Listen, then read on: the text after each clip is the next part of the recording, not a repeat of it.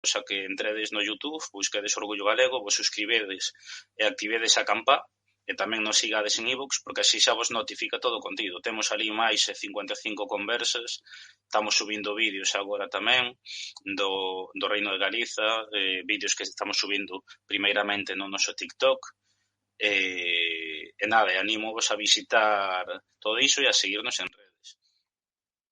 E hoxe vamos a falar dun tema moi interesante que é dos ritos e mitos do tempo de defuntos.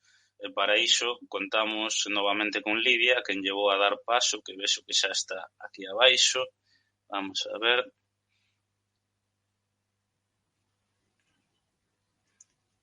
Moi boas. Hola, Borja, que tal? Hola a todos. A ver se me ves ben, porque hoxe estou tendo, non sei se é do tempo, pero vai o internet máis lento do normal. Agora mesmo ni sequera che vexo, pero escoitoche. Bueno, a ver se mentres me escoites é importante. Perfectamente. Pois tamén eu creo que vai internet un pouco mal, e vai un pouco lento, así que, bueno, espero que isto aguante ben, que este é o que ten o perigo destas cousas, que non é o mismo que presencialmente, que ali non nos podemos caer, pero aquí... Pero sabes que pasa? Estamos en modo ánimas. Isto é como cando faz unha sesión de espiritismo. Me oyes? Pois sí. Non podemos igual. Pois sí, pois podemos facer así. Pois nada, benvida, é a segunda vez xa que estás aquí connosco, tamén para a xente que nos está seguindo, dicirlle que temos outra conversa con ela sobre o mito da figura da vella. É unha conversa que está subida en iVoox en formato podcast en YouTube, que eu recomendo ver. E nada, a segunda, xa comentaba en casa outro día que estás a unha de coller a Rafa. Rafa estivo 3 veces, ti esa segunda, e nada, que bueno, tamén... O importante é estar a unha do churrasco que me prometestes, pero bueno. Sí. A min Rafa deixoume caer o do churrasco e dixenlle, bueno, pois se eso... Cando che... Pois un día facemos unha churrascada colectiva e así. E nada, bueno, logo xa hai de pasar tamén polo chat a conversa que mantivemos con Rafa Quintía, que para que non o coñeza é un antropólogo con que temos distintas conversas pois sobre ritos e mitos de San Xoán, ritos e mitos tamén do Nadal, tamén de defuntos e que están funcionando moi ben. Entón, o que nos ocupa hoxe, pois vamos a falar tamén de todo isto que ten a ver coa noite de defuntos. Entón, comentarlle a xente tamén que se quere ir deixando preguntas a medida que avance a conversa, que o faga sen ningún problema, intentarei meter todas. Pero a primeira pregunta que che quería facer é que nuns días estaremos xa na noite de defuntos, entón quería preguntarche que é o que marca esta noite. Vale, pois para situarnos temos que pensar que a meirande parte de tradicións e ritos non son cousas deslavazadas, senón que están ben selladas os ciclos da natureza. Vale, que pasa? Que como vivimos tan desconectados hoxe en día deses ciclos, cústanos velo, non? Entón, primeiro temos que poñernos en contexto de en que momento e en que época do ano estamos. Defuntos marca a metade do outono, non? E na metade do outono pasa unha cousa curiosa, que é que, se vos fixades, notarédelo, eu, desde que investigo e me fixo, sí que se nota. E os cambios que se empezaron a producir co equinoccio do outono, cando chega a metade do outono, fanse de repente moito máis evidentes. Entón, se vos fixades, por exemplo, ahora mesmo a caída das follas é moi evidente. Entón, eso que nos indica unha idea de morte. A vegetación morre. A maioría das colleitas, o seu ciclo xa rematou. Os animais, eso non o temos tan fácil de ver, pero é así. Cando entramos nesta época, os animais empezan ou a migrar, ou a hibernar, ou a refuxarse nos seus tobos, nos seus agochos de forma máis clara, non están tan presentes no ecosistema. Eso tamén é unha idea de morte simbólica, vale? Os animais desaparecen da nosa visión, migran, hibernan, a hibernación é unha morte simbólica. Entón, outra vez, a natureza nos está falando de morte, vale? Unha máis evidente, outra máis simbólica, pero estamos falando de morte. O sol vai a menos, está menos horas presente e ademais quenta menos. Entón, todo isto evoca unha idea de entrar na parte oscura do ano. O ano é como se dividira en dúas partes, igual que hai día e hai noite, pois no ano hai unha parte clara e unha parte escura. O que pasa en Defuntos é que entramos na parte escura do ano. Esa parte que evoca eso, morte, tebras, escuridade, fronte a parte que é luz, vida, fertilidade. Pois eso é o que estamos a piques de entrar. No tempo da morte e tamén no tempo das ánimas, vale? Que son moi importantes. Por que as ánimas? Para nós, na sociedade actual, son ánimas dos defuntos, dos seres humanos que morreron durante o ano e agora nos lembramos deles. Pero esta festa, como iremos vendo, ten raíces moi fondas, moi antigas, non? Entonces, as cosmovisións antigas eran animistas. Que quere decir? Crían que todo na natureza tiña un ánima, tiña un alma. As plantas, os vegetais, os animales, nós.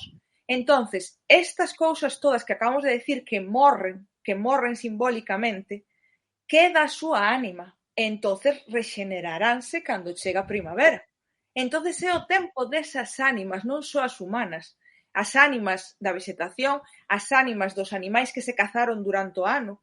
Entonces, o que intentaba o ser humano era que esas ánimas estuveran contentas para que cando chegara a primavera volveran a encarnarse, volveran a vegetación, volveran aos animais para poder cazalos. Entonces, volve a vida. Entonces, é tempo de morte, pero é tempo de coidar desas ánimas para que a fertilidade volva despois. Eso é o que marcaba o tempo de defuntos que estamos a piques de entrar. Que destacas moito a cuestión das ánimas, eu digo ánimas que non as meigas, que é algo que se está mesturando agora moito, aí digo que é un tema moi importante. Non ten nada que ver, as ánimas é pois o espírito que fai que algo este animado, efectivamente, que teña vida, é un espírito. Xa che digo, nas cosmoversións antigas, vínculo coa meiguería, ningún. Eso é un pouco New Age. O sea, é simplemente, pois, eso, queda tanto as ánimas dos defuntos, das persoas, como as ánimas dos animais, as ánimas da vegetación, todo o que nos rodea ten un ánima, unha enerxía, un espírito vital, simplemente pois se refere pois a esa alma que nos fai estar vivos, pero nada que ver coas meigas. Algo que bueno, aínda que tratamos o ano pasado con Rafa, e insisto, para xente que está conectada, que é bastante, xa recomendo ver esa conversa que temos no YouTube. A xente sigue preguntarnos moito e ten moito interese nos ritos que hai asociados a esta data. Por exemplo, pois, eso, que papel cumpren as ánimas, as cabazas, o lume, todo iso un pouco, pois que nos podes ir introducindo, ainda que logo vayamos a debuxar un pouquiño máis, pois para ir introducíndonos. Sí, a ver, todo ten un significado, non? Moitas veces foise perdendo o significado, non sabemos por que o facemos, pero o ser humano é un pouco reacio a perder os seus ritos, e a veces fainos incluso cando non sabe o que significa, non? Pero eses elementos teñen un significado, por eso están aí. O lume, importantísimo, se te fixas o lume está presente en todas as festas. Que pasa? Que nesta notase máis porque é unha festa dunha época do ano na que hai escuridade. Entón, por eso se nota máis, pero está presente sempre. De feito, se te fixas os galegos, temos por costumbre celebrar as festas normalmente o día, a víspera pola noite. Entón, case sempre hai lume. En Entroido hai lume, en San Xoán hai lume, nos maios hai ritos con lume, sempre hai lume. Que pasa co lume? Pois o lume ten varias características. Primeiro, foi a primeira cousa que nos fixo humanos. Que, xa che digo, son cousas que hoxe en día temos que facer un exercicio para entenderlas, porque que vivimos tan desvinculados de todo iso que hai que facer un exercicio, pero foi o primeiro que nos fixo humanos, foi o primeiro que nos distinguiu do resto dos animales, a capacidade de facer lume. E alrededor dele empezamos a congregarnos, empezamos a falar, empezamos a cociñar, empezamos a facer grupo, empezamos a facer sociedade. E despois ten outra característica. Se os que me estades escoitando, se algún de vos tuvestes a oportunidade algunha vez de quedarvos observando o lume, de pola noite encender unha fogueira, unha cheminea, unha lareira, e quedarvos observando, o lume ten un poder engaiolante.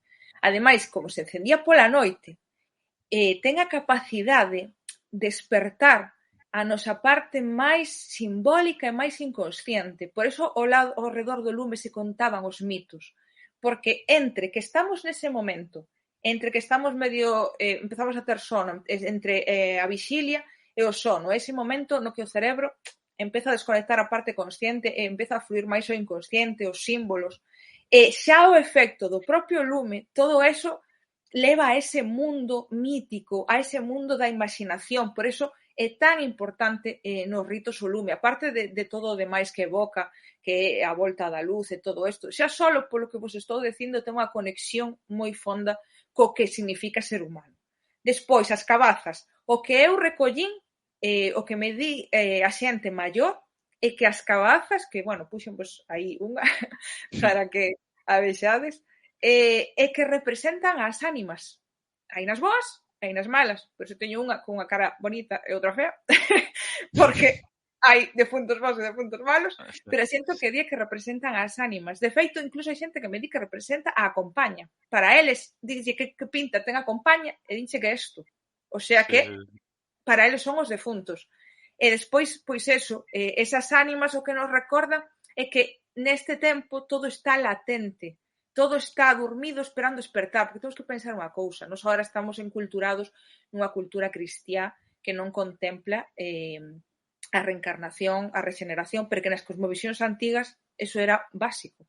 Entonces, o cristianismo tuvo que inventar, porque foi un invento bastante tardío, século XVII, me parece, o purgatorio, para darlle sentido a esas ánimas dos galegos que pululan por aí. Entonces dixeron, bueno, pois veña, inventamos o purgatorio, están pululando por aí porque están purgando os seus pecados. Pero que non, as ánimas para nós é ese momento en que xa morrestes, pero ainda te vas encarnar. Entonces, mentras tanto, permanece a túa ánima facendo diferentes funcións e por eso neste tempo pois é a presencia que teñen esas ánimas. Nós os galegos convivíamos coas ánimas, para nós era algo pois normal que existía xunto cos vivos, existían as ánimas. Falando diso, cumpre un papel importantísimo e aínda hoxe en moitos lugares precisamente os petos e ánimas, non? Que ten moito a ver co que ti dis. Eu feito lembro o ano pasado estar por varias aldeas e xusto por esta época que lles ixaban ali ofrendas, pois comida ou incluso, bueno, candeas tamén, quer dicir, está moi ligado con todo isto que ti dis. Sí, de feito, teño vos aquí unha cousiña por si salía o tema, e saleu, para ensinarvos. Isto é un limón, vale? Normalmente, o que se pon nos petos de ánima son ou patacas ou millo, pero sérveme para ilustrar o que vos quero decir. Isto, se o vedes, son almiñas. Todo isto que lle sale ao redor son almiñas. Isto é, cando un froito, xa che digo, normalmente pataca ou millo, pero dame igual. Cando un froito sufre unha mutación, que lle salen diferentes mini froitos ao redor que non chegan a desenrolarse. Seguro que un biólogo os lo explicaría mellor que a mí, pero creo que pillades o concepto. Eso, se é unha mutación que salen diferentes froitos ao seu arredor, pois chamabanse almiñas. Eran os froitos preferidos para deixar no peto de ánimas. O sea que, por unha parte, estamos pedindo polos defuntos, pero por outra estamos pedindo pola fertilidade da terra, que é o que vos decía, que si que hai un vínculo entre unha cousa e outra, esas ánimas, esa enerxía vital que nos trae boas colleitas. Entonces pedíase polas ánimas, pero pedíase, mirade por nós, que teñamos o millo, que teñamos boas patacas. Pero sí, é que en Galicia eso conservouse moito, e é difícil, porque xa che digo, non estaba ben visto, houbo que inventar o purgatorio para darlle un sentido, pero sí, nós conservámoslo nos petos de ánimas. Sí, eu animo a xente que se na súa aldea onde vive ten petos e ánimas, pois que mire, porque este sí seguro que aparecen máis cousiñas. A mí polo menos o ano pasado e xa o ano anterior pasoume de coincidir con algún que non había uns días anteriores e si había pois nestes días previos, non? Claro. No teu, en cuanto ao teu traballo de campo, por ir profundizando un pouquiño máis, tes recollido algún tipo, bueno, pois crenzas e tradicións ligados a esta data? Pois se nos podes contar algunha ou en algún sitio que fagan algo concreto. Sí, a verdade é que teño recollido bastante, porque eu son nacín en Portosín, nunha aldea de Portosín, na Silva, e ali conserva moito vencello co Monte da Morte. Entonces recollín bastantes cousas, ¿no? do tempo de defuntos. Cousas que pasaban en defuntos.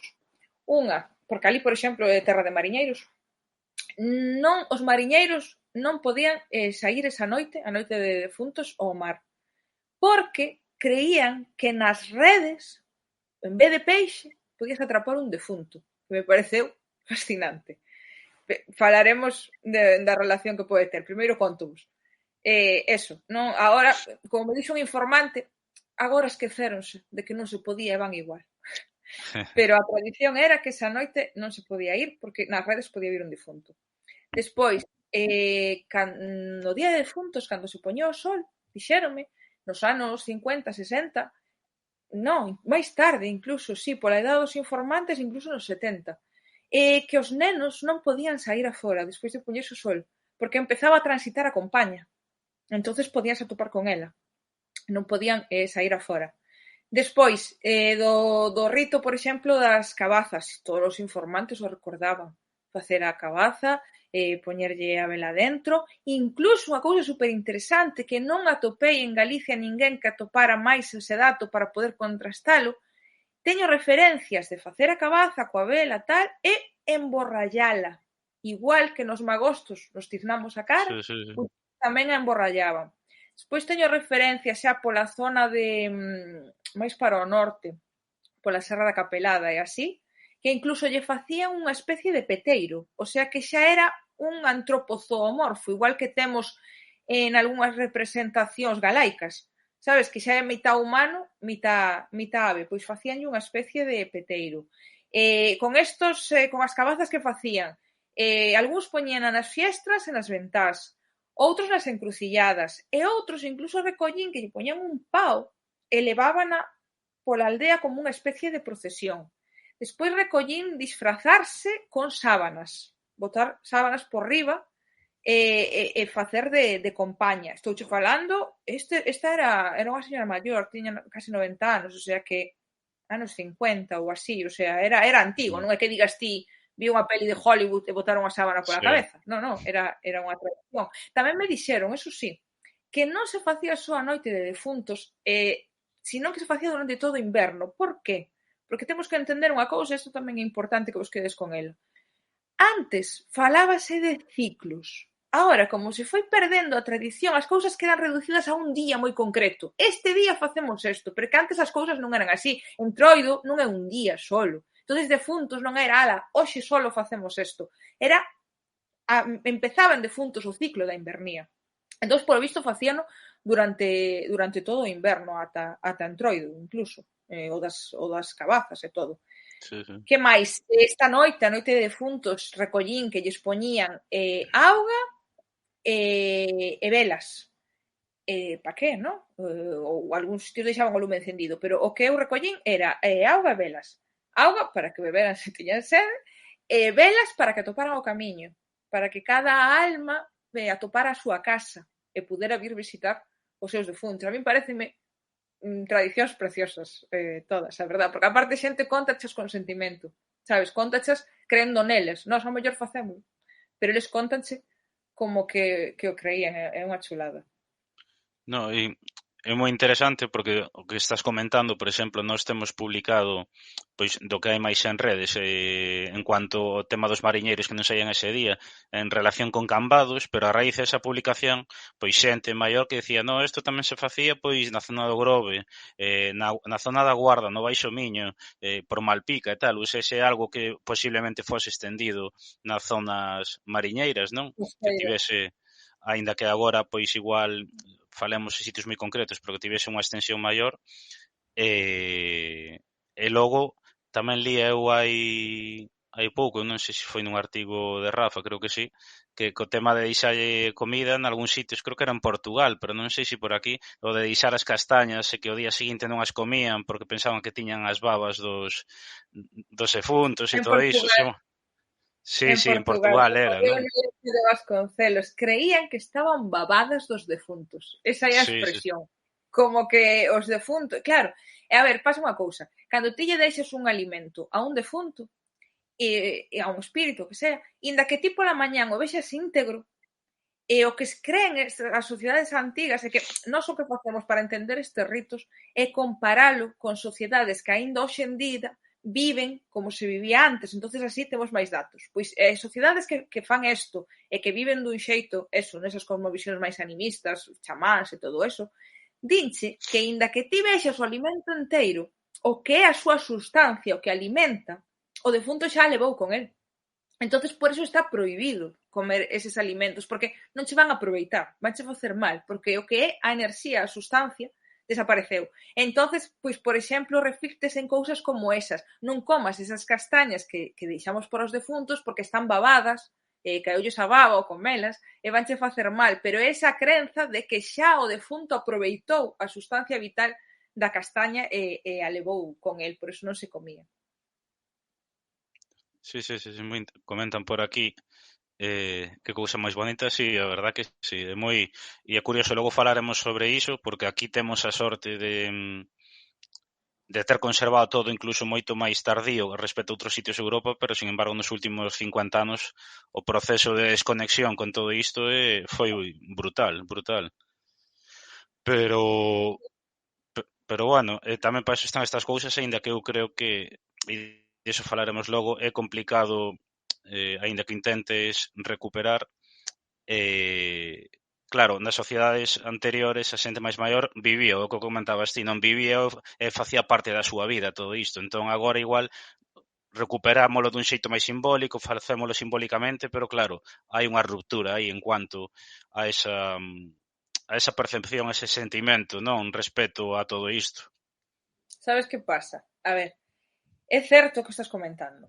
Non sirve de moito, está ben, non? Pero non sirve de moito facer un rito se o faz dunha maneira puramente mecánica, sin sentilo, non? E sin entendelo. Pero para min a clave son dúas claves.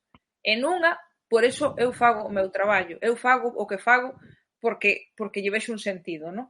Eu sempre son optimista, vouche dar a parte optimista, non che vou dicir está todo perdido, porque se eu che digo eso, entonces preocúpate. A ver, entran dúas cousas. Entender o rito e conectar co rito. Vale. Entender o rito. Para iso estamos nós, os antropólogos. Para min, o bonito do meu traballo é intentar decirvos que significa isto. Porque se o entendes, é máis fácil que o fagas. Se para ti non significa nada, se non entendes por que estás tallando un nabo ou unha cabaza, poñéndole unha vela dentro, non significa nada, é moito máis fácil que deixes de facelo. Cando vas facer e cando entendes. Se o faz, estás pensando no teu avó que morreu, non sei que, e che parece unha especie de homenaxe a él, pois é máis probable que o fagas. Ese é o paso 1, o de entendelo. E creo que, pois, estamos facendo un traballo de recuperar tradicións e de explicalas e que a xente as entenda. Eu vexo que hai un interese da xente, non todos, evidentemente, pero si hai un grupo de xente que está facendo o que dis ti, non? Como dixes ti, fannos preguntas do rito, non sei que, a xente quere entendelo. Ese é o paso 1. O paso 2 é conectar con el, co sentimento que produce. Nos, os antropólogos chamamos a cosmovisión, non? Pois volver a ter esa cosmovisión. Eso é máis difícil, pero tampouco está todo perdido. Eso forma parte de que, o que vos decía, estamos desvinculados coa natureza. E a natureza é a que lle dá sentido a estes ritos. Entonces, se nos desconectamos dela, desconectamos este rito. Pero eu vexo que a xente si está querendo volver a conectar coa natureza. Cada vez hai máis xente que quere de algún xeito conectar con ela, xente que volve ao rural, xente que busca outro estilo de vida. Entonces, se vamos conectando coa natureza outra vez, e se vamos entendendo os ritos, é posible volver a sentilos. E se os sentimos, pois seguiremos facendo. Convencíchesme e mellor eses apuntamentos positivos. Eu creo que foi na conversa con Rafa o ano pasado, ou noutra que lle vin a él, que lle preguntaban, é posible soster todo isto que había tai pouco? E él dixo categóricamente, non. Algo así, foi unha resposta así, porque a sociedade vai evoluindo, bueno, ese tipo de cousas, non? Hai un tema que comenta... Pero, espera, eso de que a sociedade vai evoluindo, é certo. Pero cara onde evolúe, tamén podemos decir algo nós. Quero decir, non temos que ter unha visión catastrofista de estamos condenados a esta era posmoderna, posindustrial, non sei que. Se algo sabemos os antropólogos é que a cultura fai nas persoas. Construímola nós, non estamos abocados á catástrofe. No momento que, a ver, sí que están aí os que nos gobernan que teñen un pouquiño máis de peso que a nós, pero bueno, a xente pode construir o futuro, non estamos abocados a nada, o sea, vale, evoluímos, pero cara a onde nós teremos algo que decir. Tiña que decir. Pois sí, moi de acordo. E bueno, e tamén é certo que ao final isto non é todo estático dende hai 10, 15 séculos, as cousas foron evoluindo tamén, non significa que, quero dicir, cousas pois que igual existían hai 70 anos, pois igual eran de outro xeito hai 5 séculos, non? Quero dicir, ao final a cultura non é estática, vai mudando, concordo en que nós tamén podemos decidir cara onde vai. E hai un tema que comentan aquí que é moi interesante, que é que o problema tamén é que a relación coa morte tamén cambiou, e é así. Certo. Eso vese moito, por exemplo, xa desde pequenos. Antes os nenos convivían coa morte e non pasaba nada. Ninguén quedou traumatizado por convivir coa morte. De feito, eu sinceramente vexo sano que ti dende pequeno entendas que existe unha cousa que se chama morte e que non o vexas de maneira traumática. Agora queremos aillar tanto, protexer tanto, que convertemos a morte en algo tan tabú, tan... Pero bueno, é que xa non só a morte. O envellecemento. Vivimos na sociedade da eterna xuventude. Entonces, vivimos desconectados de todo o que é... Mira, dicíamos ao comezo que esta é a fase na que a natureza esmorece, non? O ser humano é un reflexo, o ciclo humano, do ciclo natural. E nós desconectamos de toda esa parte de decrecemento, non queremos saber nada, nin de envellecer, nin de morrer. Entonces, claro, desvinculámonos deso. Eso sí que é certo que a sociedade, tal como está montada agora mesmo, con esa superficialidade, sí que ten eso. Pero, volvo a decir, non é todo o mundo. Entonces, bueno, podemos crear outra cousa. Pois sí, totalmente de acordo. Unha pregunta que non che podo deixar de facer, e que ao final xera moito debate, e, bueno, ten moito máis trasfondo ao final que o simple nome, non? É que recentemente está a gañar forza o termo xamaín. Aí polo medio aínda está a usarse pois en algúns espazos o de Halloween, pero bueno, sí que é certo que colleu moitísima forza o termo xamaín. Temos formas populares como a de defuntos, Noite das Ánimas, Noite dos Mortos, non? Entón, ti persoalmente, como lle chamas e que opinas de todo isto? Porque ao final, alrededor disto, hai moitísimo debate, non? E xa entraremos logo en que moitas veces denominamos Xamaín máis o que a celebración está a ser pois o que se fai con Halloween, non? Entón un cambio de nome para seguir facendo o mesmo, pero bueno, históricamente pois temos uns xeitos populares e chamarlle, ti como móllate neste tema. Voume mollar, non te preocupes. Eu chamolle defuntos porque é como me chamaron desde pequena. O sea, eu creo que cada un teñe que chamar como lle enseñaron na súa casa desde pequeno. A min sempre se chamou defuntos e para min é defuntos. Eu, personalmente, o que opino? Eu respeto calquer nome que sexa tradicional. Se na túa zona lle chaman Noite de Ánimas, Noite dos Mortos, Noite dos Caracús, Todos os Santos, o que sea. Eso é como se chama na túa cultura. Vale. O de Xamaín, para que vamos a importar un nome cando xa temos un? Eso o primeiro. Non o entendo. É como se rebautizamos o entroido e collemos de repente e lle chamamos Mammers. Por que o nome inglés? Que no contexto céltico chamanlle Mammers. É que? Pero para non ser entroido. Eso é o primeiro. Segundo, importantísimo que dixestes, quitastes as palabras da boca. Se ainda aceptaría que puxéramos un nome allén porque dixéramos, vale, é un nome de Raigame Celta, nós temos Raigame Celta, estamos usando ese nome porque estamos a recuperar algo tradicional. Pois mira, pois hasta me parecería ben.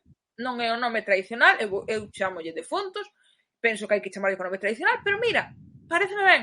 É un nome, xa che digo, temos unha Raigame céltica, é un nome céltico, estamos usando para recuperar algo. Pois vale. Pero é que por riba, como dis ti, estámoslo usando de xeito totalmente comercial para chamarlle ao Halloween simplemente en Galicia.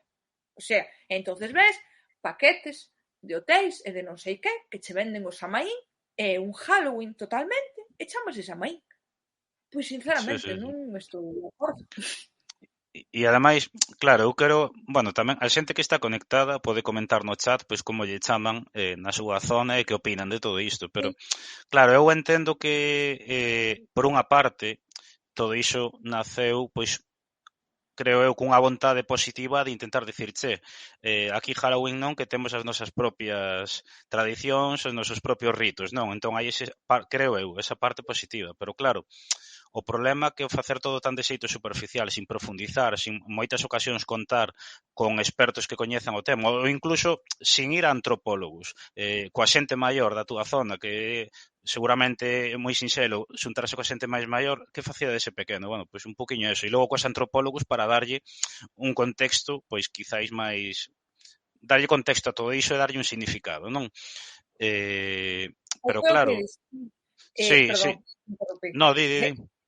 Creo que diste a idea en orixe foi boa, aí estou de acordo contigo. Vamos a buscar un nome propio para chamarlle algo propio, pero é que non se está facendo eso, é unha Claro. meirande parte das ocasións, na grande maioría, vexo que se está usando para chamarlle ao Halloween.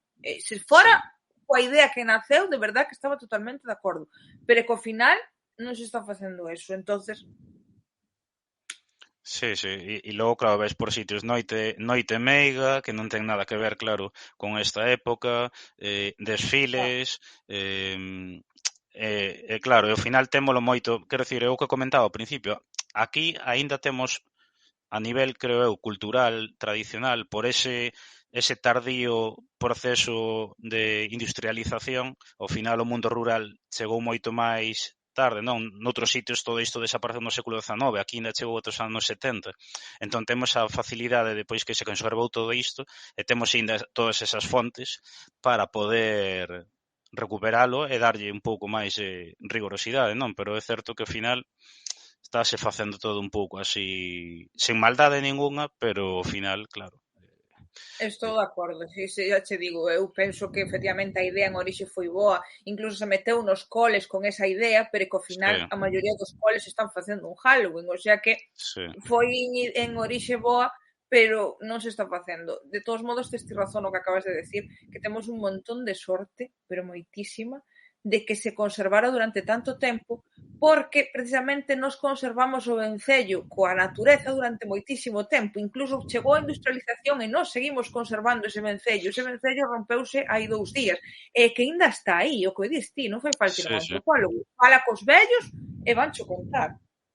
Sí, sí, mira, nós hai algo que levamos 3 anos falando nesta época sempre do tema do colar de zonchos, non? Das castañas e tal, e a raíz iso, pero dúcias e dúcias e dúcias de persoas maiores que lembran diso de cando eran pequenos. Entón, é como que lle fixo recordar todo iso e moita xente pois dixo, bueno, pois agora vou non facer cos meus netos, vou explicar aos meus fillos. Entón, quero dicir, ainda hai ese sustracto aí, ainda hai ese interés, esa xente que ten esa memoria e que é tan sinxelo como moitas veces pois refrescarlles un pouco a cabeza ou sacarlle algo que lles faga lembrar a súa infancia, non? Nos efeito temos un exemplo, non? Temos unha seguidora pois que xa é maior e a raíz de lembralo dunha publicación nosa de hai 3, 4 anos conseguiu que no colexio da súa zona agora fixeran todos os anos o tema este do colar de zonchos, non? E diste, claro que témolo aí, non temos que ir a fontes do século XIX, non? Témolo, a xente está viva, non? Exacto. Ves, pero ves como hai esperanza. Eu o que Sí, vexo é unha cousa. Hubo unha época cando empezou a industrialización forte, anos 70, 80, sí que parece que a xente lle meteron na cabeza que isto todo era unha vergonza. Vale, e a xente como que empezou a avergonzarse. Pero agora xa a xente que está vindo agora empeza a ter curiosidade e empeza a querer recuperar. Xa non se ve como vergonza nin moitísimo menos. Xente da nosa sí, xeración todo o contrario, vémolo con orgullo. Entonces están empezando a cambiar as tornas, por eso eu vexo esa esperanza. Houve un tempo que sí foi de vergonza, de atraso, de superstición, eu que sei sí. cantas etiquetas máis. Pero agora non. Agora empeza a ser algo máis de orgullo propio, de tradición, de sentirme vencellado coas miñas raíces. Está pasando eso, que a xente que descobre eso, que fala cos maiores e o conta, pois vai poñendo o seu granciño de area para volver a... O sea que hai esperanza. Sí. Comentan por aquí, en Viveiro seguise facendo sempre, entendo que o colar de zonchos. No meu cole de pequeno facíamolo, e xa que continuar. Din por aquí, eu creo que se trata de ir máis alá, todo isto está nos arquetipos humanos e no inconsciente colectivo e invítanos, como apuntaba Lidia, a poñernos fronte a fronte co inherente aos ciclos naturais. Totalmente de acordo con esa frase. Sí. É que o único que estou facendo eu é poñer en palabras, poñer na conciencia algo que xa está no noso inconsciente colectivo. Isto está aí. Todos temos eso nas nosas tradicións, na nosa memoria, no noso recordo, é o que se chaman os arquetipos. O único que temos que facer é poñelo en práctica. É así, estou moi de acordo con esa frase. Sí. E comentan por aquí tamén que para min sempre foi Día de Todos os Santos e Día de Defuntos, porque en realidade o día festivo que hai para ir aos cemiterios é o Día de Todos os Santos, e o Día de Defuntos que é o día 2, e non se celebra, eso é o que non entendo. É que é verdade, a verdade é que está mal montado, Eu sempre lle chamei defuntos, a pesar de que eu chamolle defuntos a todo, a pesar de que defuntos é só o día 2, porque realmente pero iso foi tema da Igrexa, xa non ten que ver coa nosa cosmovisión tradicional. A Igrexa puxo un día todos os santos, outro día defuntos, e en realidad nos facemos a tradición de defuntos o día de todos os santos. Pero eso xa foi un tema da cristianización, e xa che digo que foi incluso tardío, foi bastante tardío, creo que non sabían que facer con nós co tema das ánimas. Foi tardío.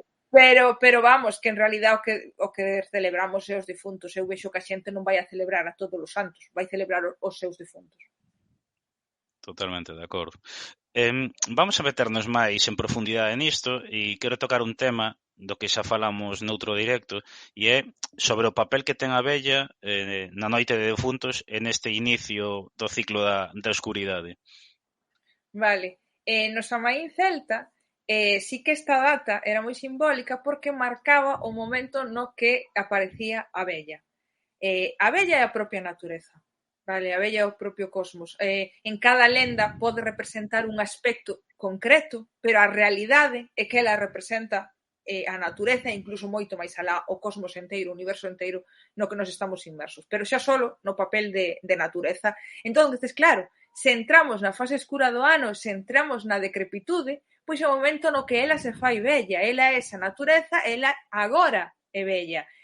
Hasta o de agora foi unha moza, a Moura con longos cabelos, fermosa e tal, eso é cando a natureza está no seu estado de plenitude, cando a natureza entra no inverno, faise vella. Entón, ela, a partir de agora, crea o clima invernal, toda a climatoloxía que ten que ver co inverno crea ela, pero ten un vencello moi importante co sol de inverno.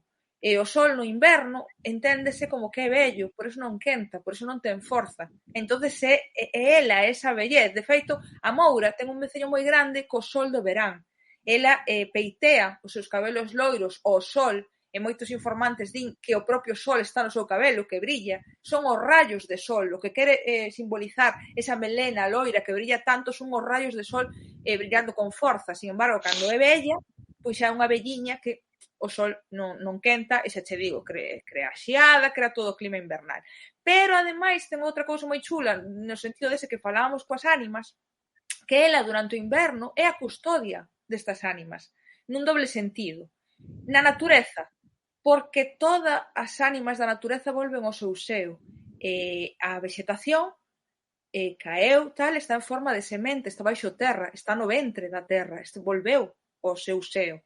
Os animais que están hibernando están nun tobo, están nunha caverna, están baixo terra, están no seo da vella, o sea, volven a ela e ela custodia as súas ánimas ata que volva a vida. E as dos humanos tamén.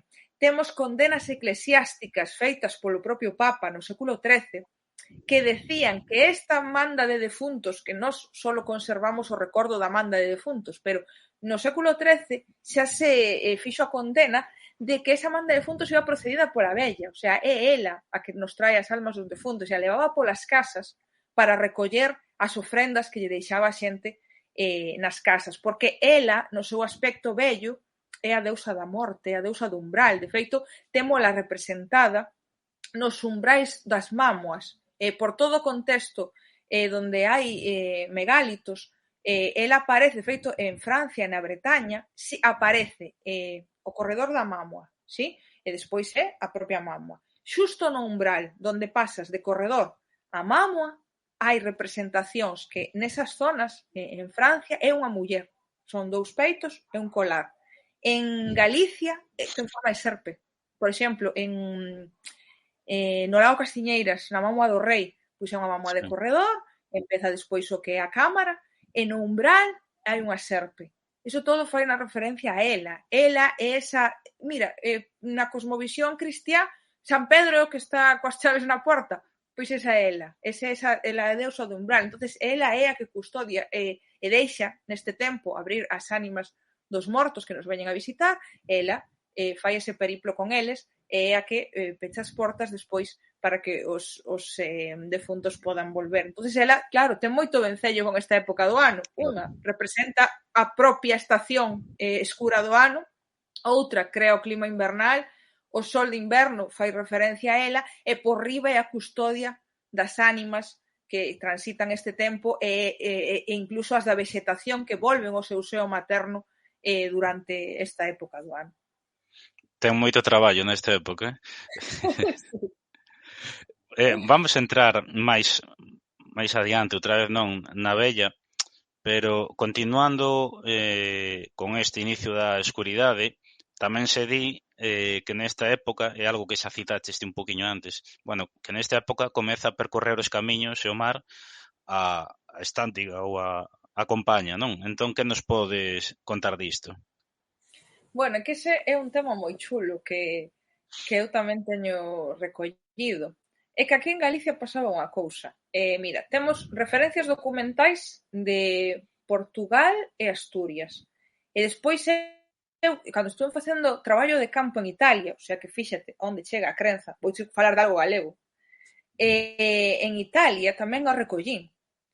Antigamente críase que en Galicia había un burato que é polo que entraban as ánimas para ir ao máis alá. Por eso temos todo ese trasego de armas e de mortos, porque todos tiñan que vir aquí. Se en Italia incluso tiñan esa crenza de que os mortos tiñan que facer o periplo ata aquí, porque aquí era onde entraban, o sea, é que é verdade. De feito, pois o que hoxe o camiño de Santiago era ese camiño de mortos, non?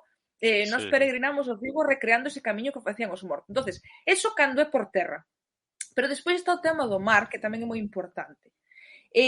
Antigamente o alén accedíase por mar. E nós estamos nun Finisterre.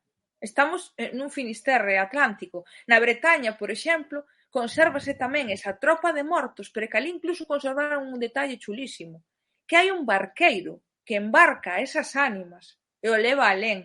Aquí eu non recollín o do barqueiro directamente que leva as ánimas, pero sí recollín o de poñerlle monedas aos mortos nos bolsillos.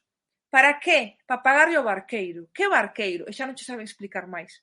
Pero estamos falando do mesmo. Entonces, esa estantiga, esa compaña, ese trasego de mortos, que a min pareceme algo chulísimo pensar que Galicia fora a entrada ao máis alá, que me parece maravilloso. E por eso conservamos tanto ese vencello coa morte, e temos a ese trasego de ánimas que din que pasa, que só os galegos ven aos mortos, e que estábamos no lugar que toda a Europa consideraba que era a entrada ao máis alá. E eu non sei se ten que ver, pero bueno, consérvase, non? Por exemplo, na illa de Ons, onde dicían que iban dende a lanzadas a Compaña, non? Que se recollen por ali. Incluso non sei se o que é o buraco do inferno que hai alá na parte de atrás da illa de Ons ten algo que ver con todo isto. Incluso, creo que eran as Sisargas, bueno, todo por aí. Hai lenda recollida relacionada con todo isto. Casi todas as illas, nas CIES, nas ONS, o que dis ti, Sisar, e hai outra máis. Bueno, pero en casi todas as costas, en casi todas as illas, temos o recordo de que a Compaña ou salía da costa ou iba, o sea, que ese recordo de que o alén chegábase por mar, entonces a Compaña vai por terra facendo camiño ata chegar aí a ese limiar, entonces é cando a Compaña embarca para ir a unha illa mítica que é o alén. A mí me parece precioso. Sí, totalmente. Tamén comenta aquí a xente que ti vas a explicar mellor a min por que dicimos compaña e non Santa Compaña. Bueno, é que claro, Santa Compaña a xente non lle gusta decirlo porque é unha cristianización. É certo, claro. O de levar Santa adiante realmente é unha cristianización de algo que xa existía antes. Entonces, aunque eu tamén che digo, eu os meus informantes din Compaña, non Santa Compaña, din Compaña. Despois acompañamento, sí. Esta antiga, esta dea, hai unha chea de que o desta antiga ten un sentido sí. Precristiano. Pero Compaña é unha compañía de defuntos. Falando, vamos a seguir falando da Compaña, non? Que é un tema que eu creo que é moi interesante. Ti nos teus artigos fas dela unha comparación coa hostia antiga ou a cacería salvaxe, un mito que é común no contexto indoeuropeo. Entón, explícanos un poquinho máis este tema. Vale, digo-vos porque fago a comparativa, porque ten moitos puntos en común. A hostia antiga ou cacería salvaxe, é un mito que está en todo o contexto indoeuropeo e ten moitas coincidencias coa da Compaña. Empeza a aparecer a transitar polos camiños na noite de defuntos. É unha procesión de... O que pasa é que a deles é máis salvaxe, a nosa é moi caladiña, pero a deles é máis salvaxe, que de espíritus de defuntos. Hai seres míticos que son os que guían, igual que vos decía que a vella guía os defuntos, pois hai seres míticos que os guían, pero son ánimas humanas e animais. Entonces, se a ves é un agoiro de morte, igual que pasa coa Compaña. Se a ves, estás condenado a ir con ela, a non ser que te protexas de algún xeito, coa Compaña pasa o mesmo, se non te protexes, estás obligado a seguilos na comitiva. A Compaña, cando se topan con un vivo, entréganlle a cruz para que os siga. E na cacería salvaxe, normalmente, a caza salvaxe ou hoste salvaxe ten dúas variantes, vale? Nunha son exércitos, hoste antiga, hoste é un exército, e son dous exércitos enfrontados. E a cacería salvaxe é unha cacería, e tamén hai dous bandos, non? O que persigue e a presa. Ven sendo o mismo, pero ten esas dúas variantes. Entonces, na que é unha presa, normalmente cazan a presa e córtanlle unha pata ao animal. E esa pata é a que lle entregan ao vivo. O sea, é o mesmo, pero sin cristianizar.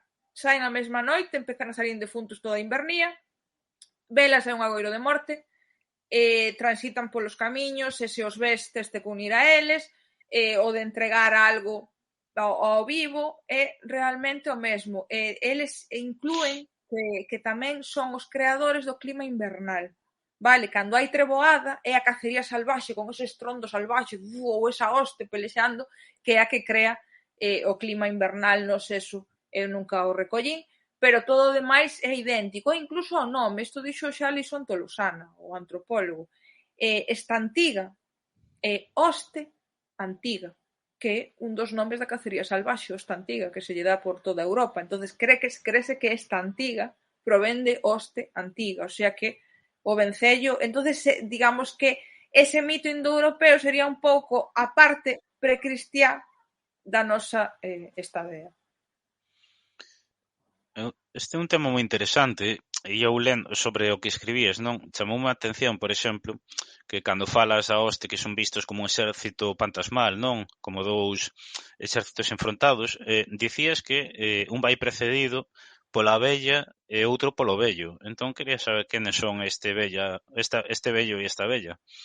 Claro, é que a ver, ten unha explicación todo o mito da cacería, non é unha cacería que sale por aí, ten unha explicación. E aí é onde intervén a parte mítica do mito e é o que a min me apasiona, non? A min xa sabedes que o meu é intentar descubrir que significan os mitos, que significan os ritos. Entonces, aí a cacería salvaxe danos un significado precisamente a partir destas dúas personaxes míticas. Primeiro vou explicar cal é cada unha, que é, e despois digo o que significa. Se a vella é a natureza, é o propio cosmos, o vello é todo o malo que hai nel. Digamos que o vello é a cosmovisión antiga, o que o demo é a cosmovisión religiosa católica. O vello é, de feito, nas mascaradas, no entroido, aparece moitas veces como un demo, con cornos, cara de macho cabrío, tridente, e a esa figura, pregúntase a xente como lle chaman, e dicho ou vello ou demo, o sea que ele é esa parte mala, vale? Normalmente é un ser luxurioso, moi perverso sexualmente, é un ser que bebe demasiado, que come demasiado, isto vese no entroido, o sea, todo o que o ser humano consideraba que non era bo, todas esas características as ten el. E en canto a natureza representa toda a parte mala. A ver, a vella tamén representa a unha parte mala, pero unha parte mala necesaria. Quero dicir, por exemplo, a morte, ainda que pareza mala, é necesaria para rexenerarse. Pero é que el representa as cousas malas por malas. Entonces, por exemplo, as treboadas, que era algo que os campesiños era malo por malo, non tiñan ningún beneficio, pois son el. El representa esas treboadas e ese tal. E entonces, no mito da cacería salvaxe, que pasa? Ele, normalmente, el vai nun exército, custodiando un exército, el a outro. Cando é unha cacería, el é o cazador e ela é a presa.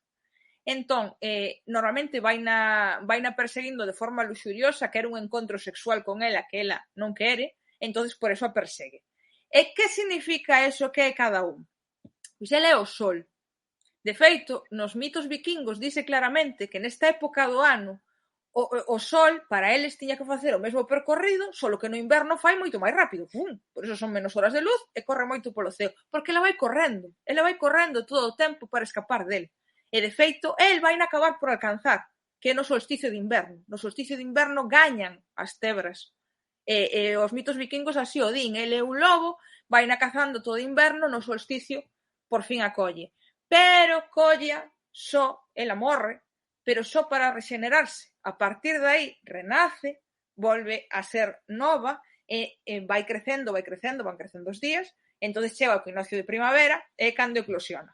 Pero nesta época do ano na que acabamos de entrar son vello e bella, el vai na perseguindo, ela é ese sol, ela vai correndo polo ceo, entonces hasta que ao final no solsticio a vai atrapar. A min parece un significado chulísimo que os mitos hai que buscar un sentido, non que non son mitos por mitos, senón que a xente de verdade estaba explicando algo. Ahora explicamos a ciencia sempre de maneira moi aséptica. Eles explicaban as cousas con historias. Era a mellor forma que había de entendelo, pois aí temos ese mito de por que o sol corre tanto polo ceo. Pois sí, é un tema moi interesante e que quería seguir profundizando porque nos teus escritos hai algo que eu creo que é importante destacar é cando falas de que en algunhas ocasións esta hoste que son vistos como unha cacería no que os cazadores toman forma de homes lobo e a presa de muller, a presa que é unha muller creo que sí, non unha muller de cerva branca. Sí. E a min eso lémbrame, porque aparte estiven por ali fai pouco, non? Que ti faz precisamente unha referencia, entendo que se pode haber unha similitude, non? A lenda da caza da cerva branca de Doirás, ali nos Ancares, onde hai un castelo que moi fermoso que eu recomendo ir a visitar. Bueno, agora non se pode ir a visitar porque está en rehabilitación, pero que recomendo ir a visitar. Entón, gustaríame que nos falases máis deste tema e, bueno, e se pode haber aí un vínculo, non? Sí, falo. Eu tamén o recomendo, A min a zona pareceme máxica, xa sí. A zona inteira, e o castelo máis, non ten un algo, ten un aura que velo así no medio da vegetación tan exuberante que ten esa zona, non? E de repente sí. Ali o castelo, a min, a verdade é que me parece máxico. E se lle sumas que ten esa lenda, todavía aumenta sí. A sensación de maxia.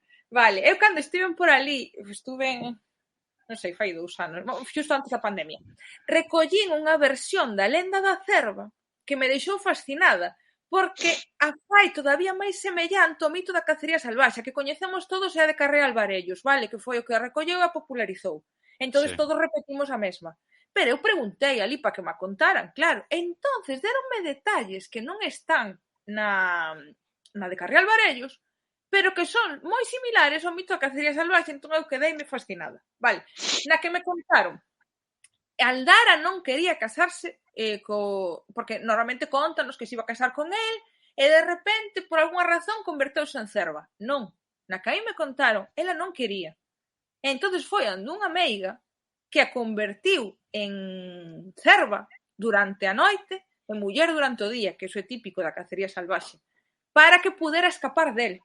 Entonces ela é ese sol que vai escapando del. E, efectivamente, o que pasa é que o que si non conserva a nosa lenda é que o que a caza é o irmán. Normalmente na cacería salvaxe o que a caza é o propio pretendente. É un pretendente non desexado, ela transformase en animal para escapar del, el entra en cacería, acaba cazando, pero na nosa non, na nosa é o irmán, tanto na de Carreal Varellos como na que me contaron a mí.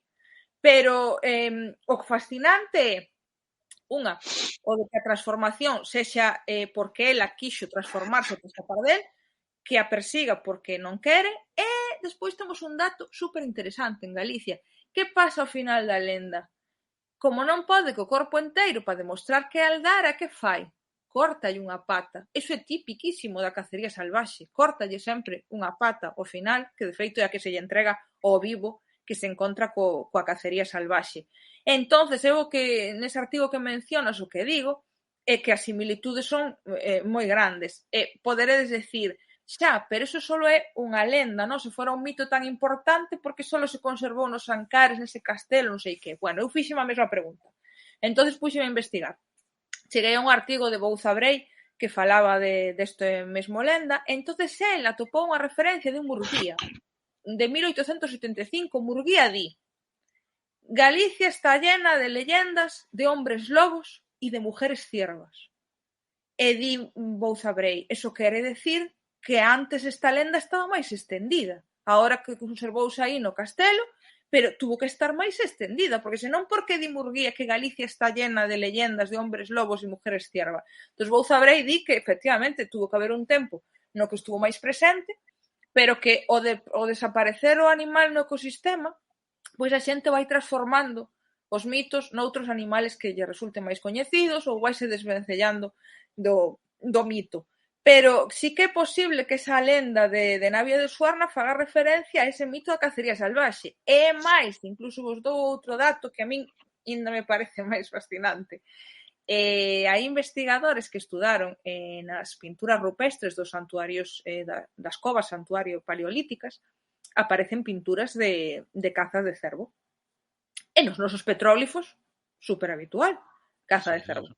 Pois hai investigadores que din que xa dende aquela, xa dende a prehistoria, estaban representando este mito, que o cervo e o sol, e a caza do cervo e esta morte do sol ao final do ciclo, para que despois volver a xenerarse e que volva a primavera. O sea que, se fora así, xa sería fascinante, non? Porque teríamos unha explicación incluso nos nosos petróglifos. Pero, bueno, habería que demostralo, pero, dende logo, é un indicio chulo.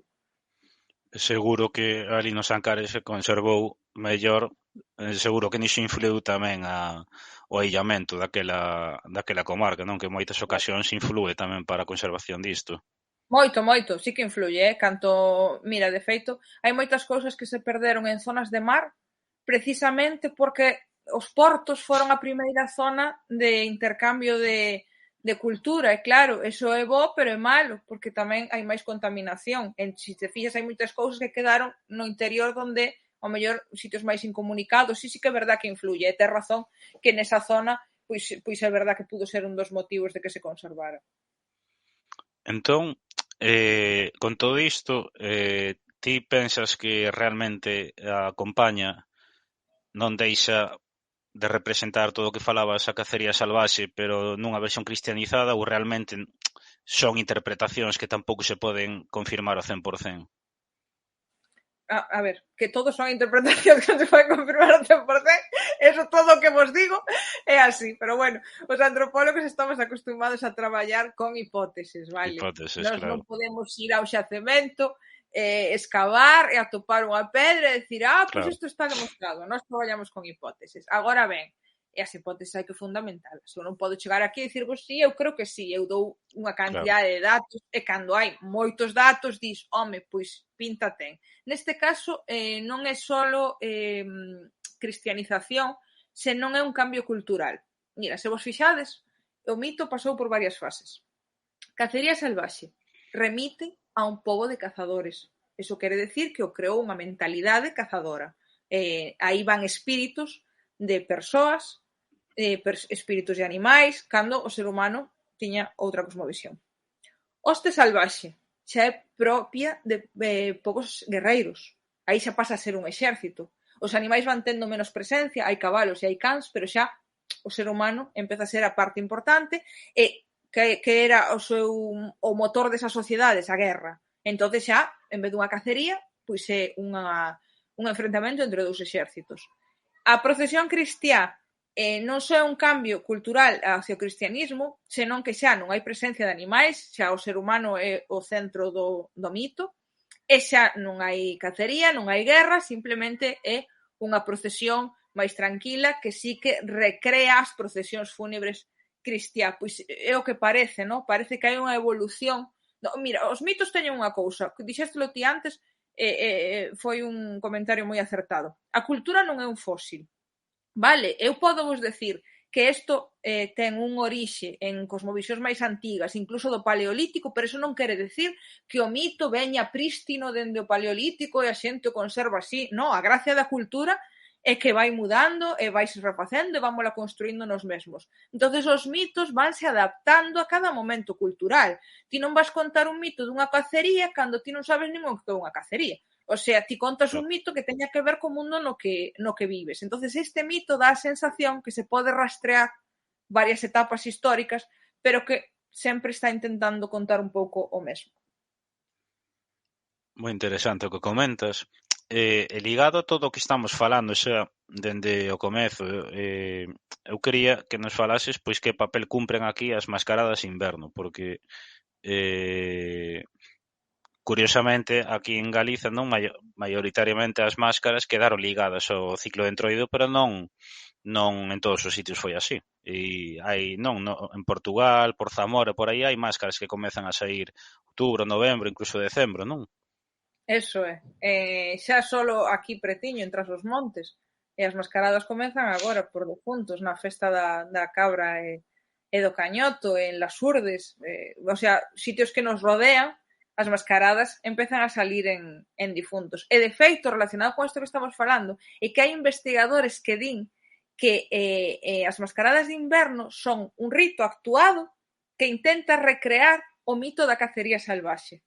Entonces, por eso, aparecen a bella e o vello, que é verdad, nas mascaradas de inverno aparecen a bella e o vello, e aparecen ánimas. E diredes, vos, onde están as ánimas? Bueno, teño aí outra cousa para ensinarvos, igual que tiña antes o limón. Temos rexistros de sociedades que ainda están hoxe en día en vigor, o sea, vou falar dun rito que ainda se fai, sociedades que ainda hoxe son cazadoras, son os esquimós. Cando chega a invernía, fan un rito que salen con vinchas. As vinchas son estas vexigas dos animais que se enchen de aire, non? No noso entroido, casi cada personaxe leva unha ou dúas ou unhas cantas. Vale. Para eles, de onde as sacan que fan? Nos, normalmente a do porco, da matanza, que o guardamos e tal. Os animais que cazan durante esa estación consérvanlle a vexiga.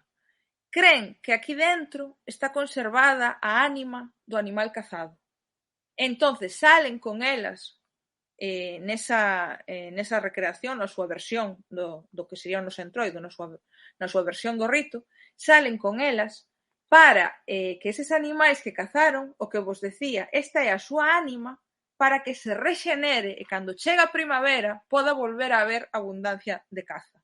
Entonces, a idea é que ese rito das mascaradas de inverno representa ese mito da cacería, no que a vella e o vello van facendo ese periplo, o sol, a caza, e todos os animais que comemos durante o ano, todos os vegetais que consumimos durante o ano, esas ánimas, as ánimas dos defuntos, dos que morreron durante o ano, están presentes, van con eles, porque eles son esas divindades custodias do umbral da morte. Entonces están actuando no rito. E por que empeza nesta época do ano? Porque empeza a funcionar o mito, entonces empeza a recrearse o rito.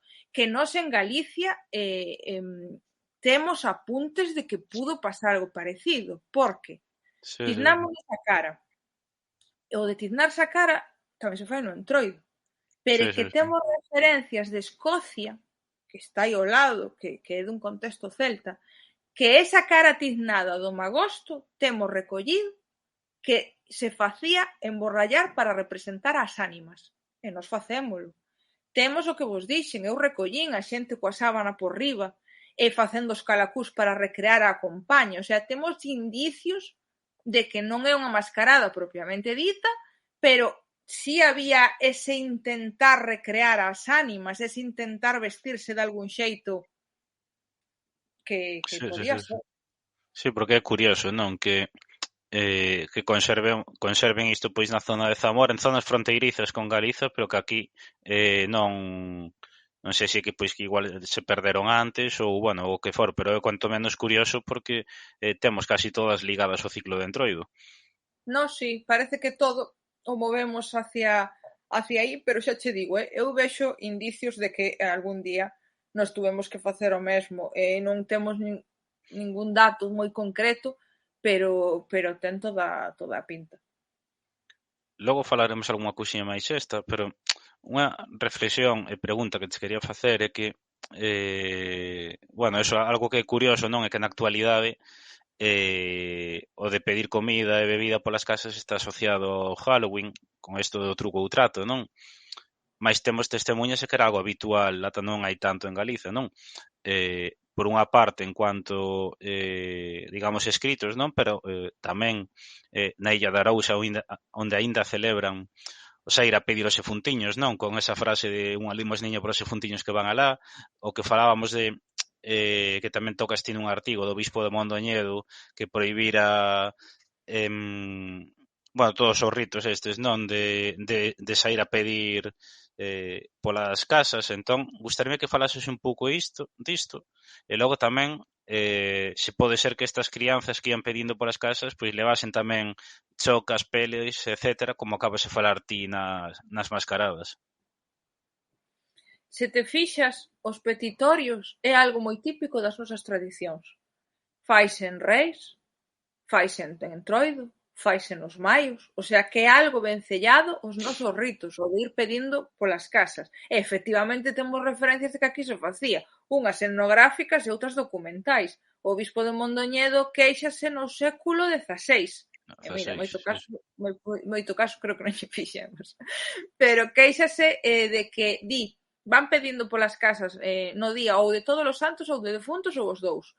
E danlles pan, viño, carne e freixós tamén, sí. Sí, fillós, que me fai moita graza porque é algo que temos vencellado ao Entroido e dabanllo en difuntos, o sea que estamos falando dun ciclo, non? O ciclo da invernía. Entonces, se sumamos que eso é a versión do que hoxe é o truco o trato, pero é o mesmo, non? É a cambio de doces, porque, a ver, hai que entender unha cousa, normalmente, e pasa no Entroido, de feito, estes petitorios polas casas o que che dan é unha beizón.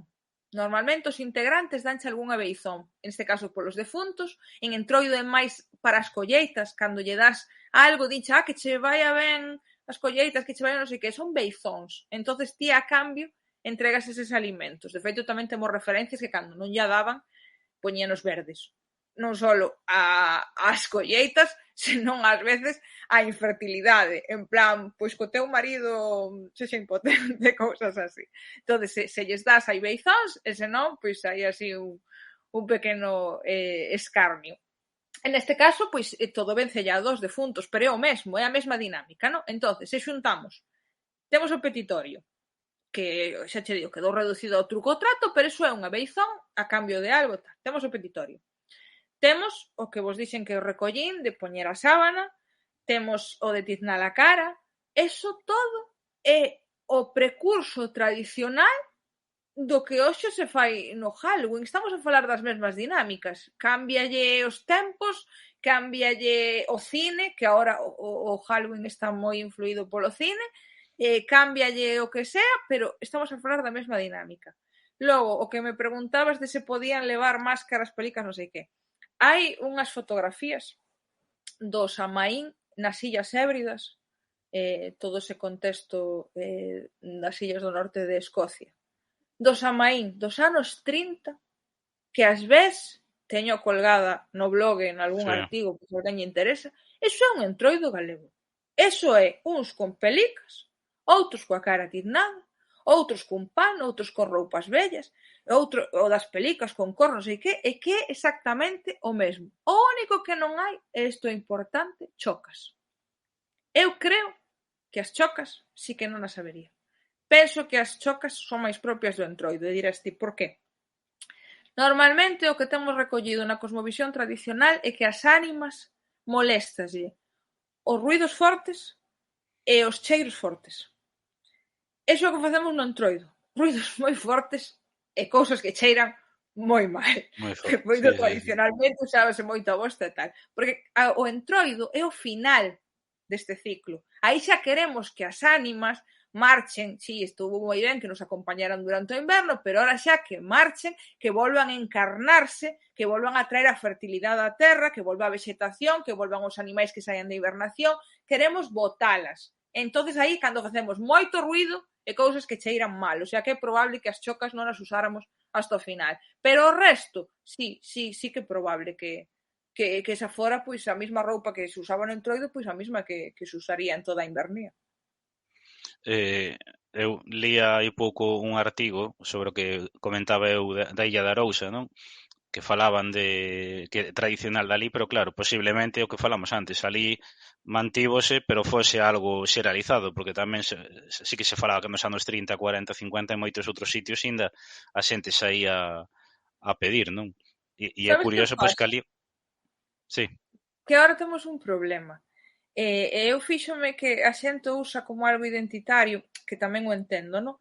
Pero eu como antropóloga teño que dicir outra cousa. A ver, agora decimos, na Lanzada pasaba isto, en non sei onde pasaba isto, en non sei onde pasaba aquelo. No, claro, eses son os sitios onde conseguimos recollelo e se conservou. Pero o máis claro, probable é que se fixera en toda a Galicia. Non iba a haber unha tradición que as fixeran só os da Illa de Arousa ou outra que as claro. fixeran só os de non sei onde. Simplemente, eu sabes como lle chamo a isto que fago eu chamolle montar un puzzle. Isto é un puzzle. En cada lugar tes unha peza, porque así, se se houbera conservado todo en todos lados, eu non estaría aquí falando con vos porque xa todos viviríamos entendendo Claro. todo. Entón, son pezas, aquí hai isto, aquí hai aquel, pero o que non hai que confundir é con que isto só se facía non sei onde, que se a xente que é dali gustalle como se fora algo propio, pero en realidade non podemos confundir con que eso só se facía aí. Claro. Encontramos o dato aí, pero non quere decir que só se fixera aí. Sí, sí, sí, sí. Pásanos a nós co que comentaba antes do colar de zonchos, non? Pois que nun concello dicía a xente, sí, aquí facíamolo tal, e unha persoa do concello de lado dicía, no, aquí eu non escoitei eso nunca, así que debe de ser de outros sitios, e non ten por que ser así, o sea, é máis cando neso en concreto, ao final ves que hai xente que se lembra na Terra Chá, no sur de Ourense, nas Rías Baixas, nos arredores de Coruña, claro, eso non é que estivese aillado nesas zonas concretas, Claro. Posiblemente aí mantívose máis, pero fose algo común, non? Aparte, todo depende canto atrás te vayas. Eu recoñezo que son dos antropólogos que me vou moi atrás. A ver, se queres recuperar a Galicia dos anos 50, pois sí, efectivamente, colles e dis, pois isto conservouse aquí, aquí e aquí. Pero se queres entender cal era a cosmovisión que tuvemos hai a tradicional nosa de hai máis tempo, entonces eso foi o que se conservou neses sitios, pero está claro que algún día tuvemos unha cosmovisión compartida en toda Galicia. Totalmente de acordo. Para ir avanzando nas últimas preguntas, bueno, comentar eso, se a xente quere deixar algunha pregunta, reflexión, pode seguir deixando, pero eu quería preguntarche polo papel que xoga o magosto en todo isto, porque ao final non é algo que este aí alleo a defuntos. Para min, non. Hai antropólogos que che van decir que sí.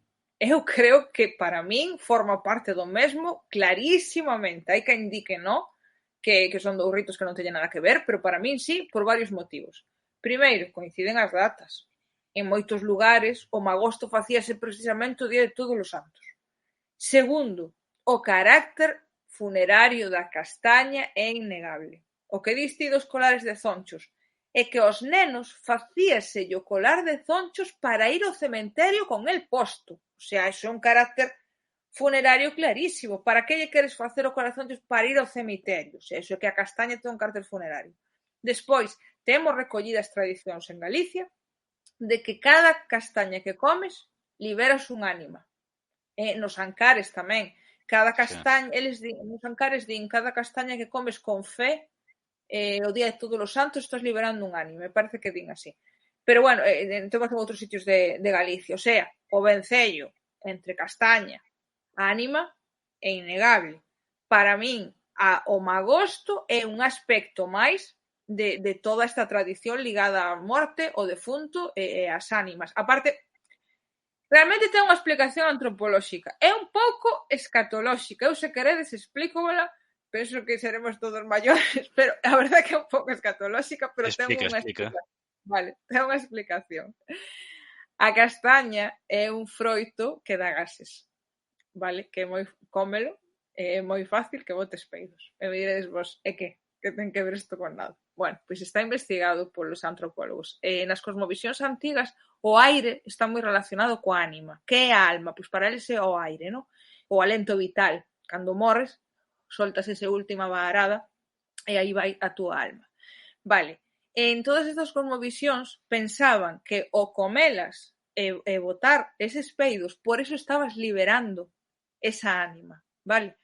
De feito, temos referencias de lendas nas que a vella come castañas. Temos referencias, outras dela, na que no entroido bota un peido e libera as ánimas para que despois podan volver a encarnar. Por eso, de feito, temos referencias na Grecia clásica, facían exactamente o mismo. Exactamente na mesma data, por seu tempo de defuntos, coa fava. A fava pasa o mesmo que a castaña, moi flatulenta. Eles decían eso mesmo, que ao comelas botaban eses peidos e entonces liberaban as ánimas para que poderan volver a encarnar. Ese é o papel que ten a castaña, moi vencellado coas ánimas. Cóstanos entendelo porque xa non forma para nada parte da nosa cosmovisión, pero esa é a explicación. Entón, para min, claro que o magosto ten que ver cos defuntos e coas ánimas, é clarísimo. Tamén o vexo así. Preguntan por aquí, si entón, con todo isto que ti comentas, o Halloween tomou prestadas tradicións de outros lugares? Non é que tomara prestadas. O Halloween é a evolución capitalista desto. Vamos a ver. O Halloween quedouse só co aspecto estético do rito. Estético e económico. O sea, hoxe en día, que é o Halloween? É unha festa para dinamizar a economía e na que nos vestimos para que nos vexan. Ese é un reflexo da sociedade que temos, superficial e económica. Pois o que fai hoxe en día a sociedade na que vivimos excesivamente neoliberal, excesivamente economicista, é coller os ritos, baleiralos de significado, pero conservar a parte estética e económica. Eso é o Halloween. É coller todo isto e conservar solo. Vámonos a disfrazar, vamos a comprar un traxe, vámonos maquillar así como non sei quen, e vamos a facer isto, ir polas casas e comprar unhas gominolas para terlle aos nenos, non sei que, non sei canto. É vaciar de significado algo e quedarse solo coa parte estética. Pois eso é o Halloween. Claro, e ademais, porque di aquí refirmo aos Estados Unidos, claro, ao final ali non deixa de ser algo o que se di sempre, non, importado polos inmigrantes irlandeses. Sí. Claro, sí. O sea, ali empezouse a facer porque os inmigrantes o levaron como tradición. Despois, pois eso, a sociedade foise transformando en industrializada, en capitalista e tal, e foi chegando que hoxe. Pero sí, empezou como que os inmigrantes levaron como unha tradición de seu que sí tiña un sentido. Claro. E claro, e que ao final esas tradicións que levaron os inmigrantes irlandeses non deixaban de ter moitos vínculos co que estábamos celebrando aquí no noroeste peninsular, por iso hai tantas similitudes, non? Está claro. A ver, Irlanda está aí ao lado. É que nós pensamos que na antigüedade a xente non salía da súa aldea e non é así. Dende a prehistoria sabemos que o ser humano se movía moitísimo. Formamos parte do mesmo contexto cultural. Estamos a falar exactamente do mesmo. Xa vos dixen antes, por exemplo, a crenza na compaña aquí en Bretaña é prácticamente idéntica. O sea, estamos a falar do mesmo contexto cultural, da mesma tradición, o sea, é prácticamente idéntico. A ver, ten unha variación que é que están adaptadas a cada local. Aquí, por exemplo, é moi típico a castaña, no outro lado igual non é tanto a castaña, é a noz. Eso é lóxico. As tradicións, claro, como vos digo, son as tradicións e os ritos normalmente reflicten o ciclo da naturaleza, entón teñen que estar adaptadas a cada ecosistema. É lógico, non? Que cada un, pois, a calabaza usámola ahora porque veu da América, antes usaríanse o que fora, entendes? O sea, van a haber esas pequenas variacións de cada ecosistema, de cada tal, pero a cultura é un pouco a mesma. Claro, e xa non digamos, non sei se falar do que ao territorio do que era a antiga Galicia, pero xa non só aquí en Galiza, senón nas zonas máis fronteirizas, Asturias, Zamora, no Bierzo, no norte de Portugal, a similitude é prácticamente total. Aí é o que diste. É que aí xa é casi de tan idéntica, sabes? É igual, o sea, as fronteiras estas son actuais, o sea, cantos anos teñen as fronteiras actuais? O sea, nada. Claro. E dividiron culturas. O sea, por eso nos parece tan idéntico, e que é idéntico porque é o mesmo. E sobre o que comentas, bueno, agora que estamos falando de Halloween, non? Que falábamos eso, pois que ao final obedece esa dominación e expansión cultural, ou polo menos no meu punto de vista, unha expansión cultural dos Estados Unidos, que podemos ver eso pois no cine, tamén en parte da gastronomía, pero tamén neste caso non, en tradicións como que o Halloween. E como ves ti, como pensas que podemos conservar o propio cando hai unha presión tan grande por parte dunha cultura dominante, non? Porque, ademais, neste caso, a min é un tema que me chirría moito, porque, claro, ti dis, bueno, pois en marzo ahora xa se celebra San Patricio, bueno, vale, pero claro, aquí non realmente temos os ritos orixinais, temos todo e conservado recentemente todo original, entón nese sentido é unha mágoa, pero sí que é complicado, non? Confrontar ao final todo este poder que hai alrededor do Halloween. A ver, que como diste, nós temos o original e non se facemos nin para joter o paso. A verdade é que os galegos aí merecemos unha lavazada porque hai que decir o bo e o malo que temos e ser as cousas malas que temos. Consumimos o alleo, nós temos o original e danos un pouco igual. Pero bueno, a ver, eu vou seguir na miña liña do optimismo, xa te dice, e vou dar un pouco a parte, intentar dar a parte positiva. Para min non é tanto dominación cultural de Estados Unidos, para min é o paradigma económico, que se decía antes. Vivimos nunha época dun capitalismo exageradísimo, o sea, estamos vivindo, eu espero que os estertores desta cosmovisión neoliberal que se nos está indo das mans hasta puntos, o sea, vese, o sea, ahora mismo a economía é o único que importa, creamos unha sociedade moi superficial, non hai fondo, non hai significado. Estados Unidos simplemente é o símbolo, é a punta do iceberg, é o símbolo de esa sociedade industrializada, hiperracional, hipercapitalista, que se desvinculou da natureza, dos significados, dos símbolos. Entonces, eles son o paradigma. Por riba, a través do cine, como diste, sí que crearon unha plataforma para expandir esa cosmovisión. E nós mercamos esa cosmovisión. Por que a mercamos? Porque estamos insertos nesa sociedade capitalista. Entonces, eu penso que a solución ven sendo a mesma que dixen antes. No momento que nós nos sentamos vencellados coa nosa cultura non é esa cultura. A nosa cultura é unha cultura vencellada á natureza, vencellada aos ciclos naturais. Se queremos recuperar a nosa esencia, non nos queda outra que pasar por recuperar o vencello coa natureza. Non podemos intentar recuperar, sí, vamos a querer a cultura propia, non sei que, pero insertos nese capitalismo loco, ese hiperracionalismo, ese mundo designificado e deshumanizado. Non, os nosos ritos van da má de recuperar ese vínculo. E non temos outra, non o vamos a conseguir se non recuperamos o sentir galego, que sempre foi un sentir vencellado á natureza que nos rodea. Pero que podemos facelo? Sí. Que é difícil? Tamén. Sí. Concordo co que dixe, complexo, pero bueno, é complexo. Para eso hai que dar a batalla, non? Eso. Unha pregunta que nos fixaron, porque xusto mirei agora de casualidade no Instagram, nos fixaron por privado, se recomendas algún lugar ou lugares para visitar no contexto neste marco deste Día de Defuntos, neste inicio do ciclo da escuridade, non? Que haxa sitios míticos que ti penses que se podan visitar. Vale, vou vos contar un coñecido e outro descoñecido. E así, cada un que elixa. O que pasa é que os dous son da mesma zona porque é a zona que controlo eu.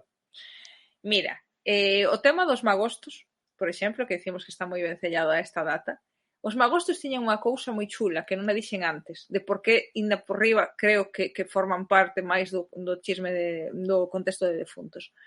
Os magostos tradicionalmente celebrábanse en penedos significativos que tiñan unha lenda, que tiñan algo que decir. E moitas veces eran penedos ou nos que habitaba a vella ou nos que había contacto coas ánimas. Entonces, temos, por exemplo, provincia de Pontevedra, a Canicouba, o outeiro de Pena Furada. É un outeiro chulísimo con tafonis. Os tafonis é unha formación xeolóxica que o ser humano lle chamou moito a atención e onde hai un tafoni normalmente dice que vivía a vella, porque é unha cousa que chama a atención. Son unhas oquedades que teñen a pedra por dentro. Entras en unha cachola e entras como unha cova baleira e está chea de oquedades. Pois aí habitaba a vella. E os nenos ían facer o magosto aí. O sea, é que buscaban un lugar simbólico, un lugar ritual asociado a esta figura. Entonces, eso, outeiro de Pena Furada, ese é o descoñecido, na Canicouba, Ponte Sampaio, Pontevedra. E logo, un que está moi de moda últimamente, porque a verdad é que é unha historia fascinante, que recolleu Carlos Rosolla no Monte do Seixo, Cerdedo Cotobade, porque agora o Concello ten os dous nombres, Cerdedo Cotobade, tamén na provincia de Pontevedra. Hai unha pedra que de forma natural parece unha porta. A verdade é que parece feita, é unha porta. Entonces consideraba esa porta do alén. Iban ali, non iban só a noite de defuntos, iba durante todo o mes de novembro, o mes de Santos, que lle chamaba. Iban ali, había que cruzar a porta del este a oeste, cunha ofrenda, ou pan, ou viño, ou unha candea. Entonces interpretábanse que estabas cruzando a porta do alén, cruzabas ao outro lado. Facías a túa pregunta ás ánimas.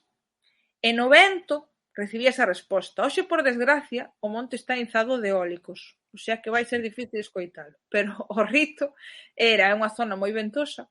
No vento recibirías ese eco de resposta.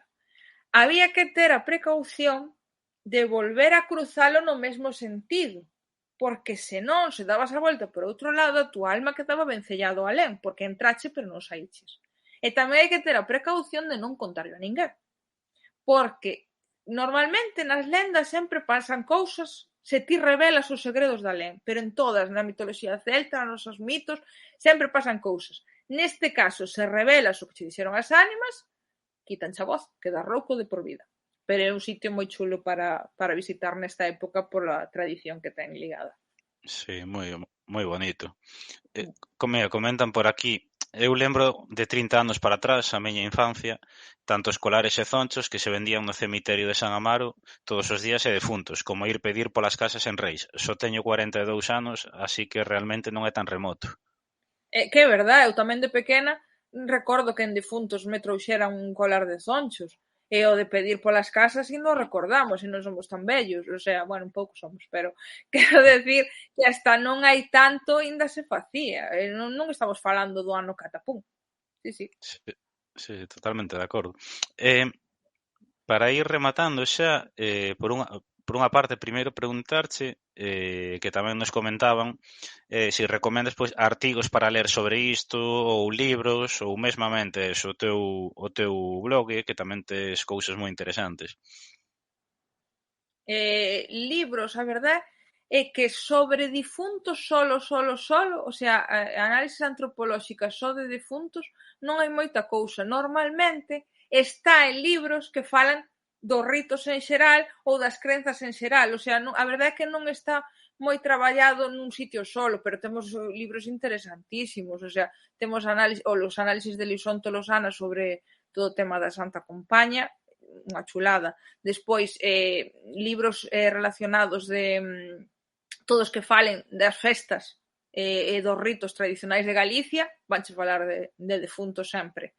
Eu, pois si, no meu blog teño colgado o análise este que falo da estadea, das mascaradas e do ciclo de defuntos, e despois teño un artigo no que falo da vella, chamase Reconstruindo a Deusa tras o mito, que está colgado, todo isto de acceso libre, está colgado no meu portal de academia, pero está en PDF, podes descargalo.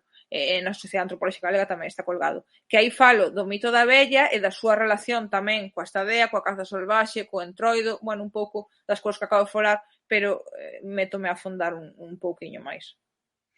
Ven por aquí, eu teño 32 anos e tamén íamos pedir polas casas no Entroido, en Xeve, Pontevedra. E tamén din por aquí o libro de Lidia que o estamos esperando con ansias. É verdad, é verdad. É verdad que no anterior directo xa che soltamos aí a posibilidade de sacar o libro. Como vai eso? Vai madurando ou que? A ver, de verdad que últimamente cada vez que dou unha conferencia ou tal a xente mo di, eu entendo, non, porque dou todos estes datos a xente, vale, onde está iso? Non está en ningún, xo sei, eu entendo. E de verdad que teño ganas de facelo, pero teño tantas ganas como a respeto.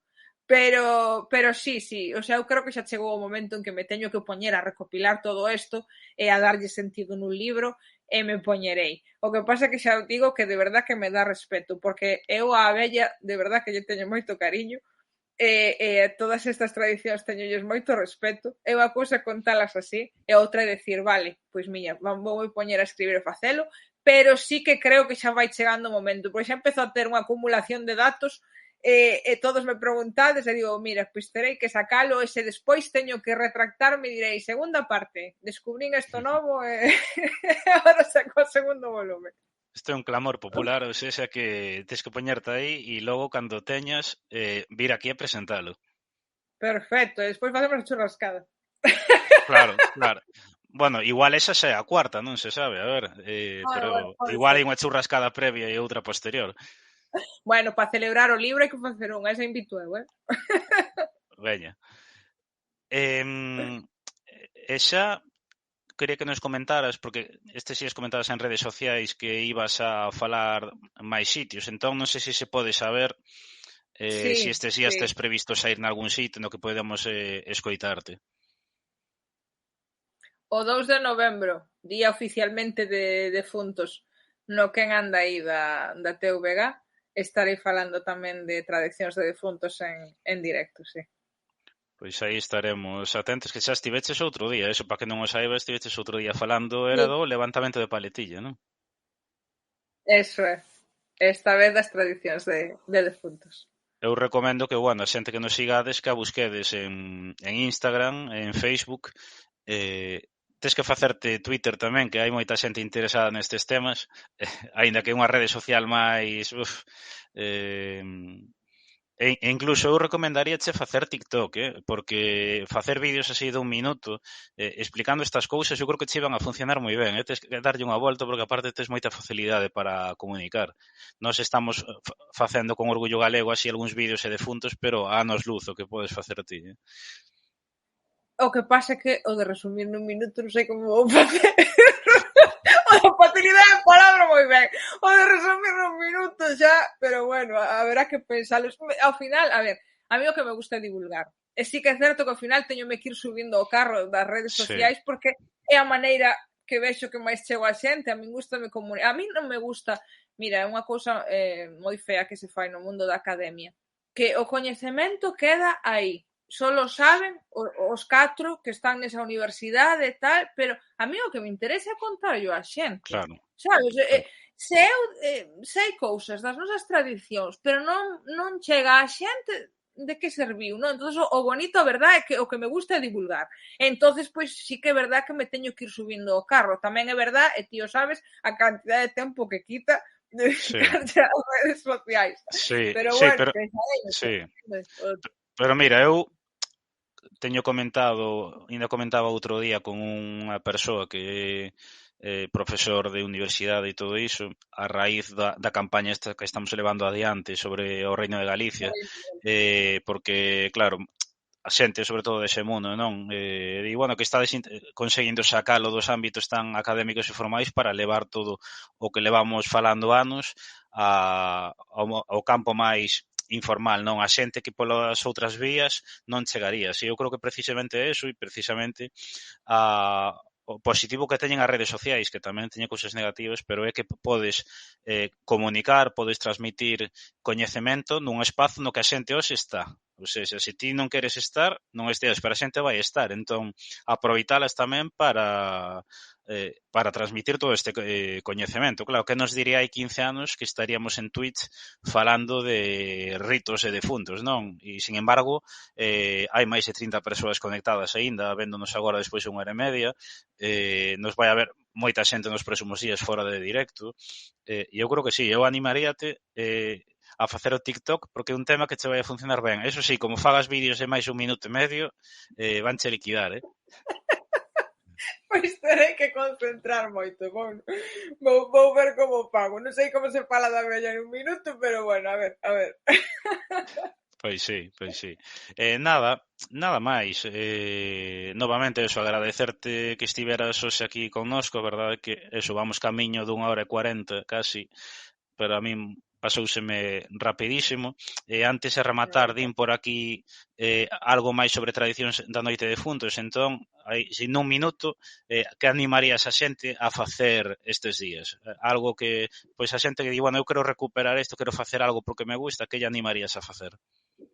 O mellor que se pode facer é o que se facía tradicionalmente nas casas. Eu iso indo vin de pequena, indo facía a miña avó e tal, é o de deixarlle algo pola noite ás almiñas para que nos veñan visitar. Esa comida para que lles alimente, se facía o de deixar o lume acceso, deixarlles unha vela para iluminarlles o camiño. Ao final penso que o máis bonito son os ritos íntimos, non?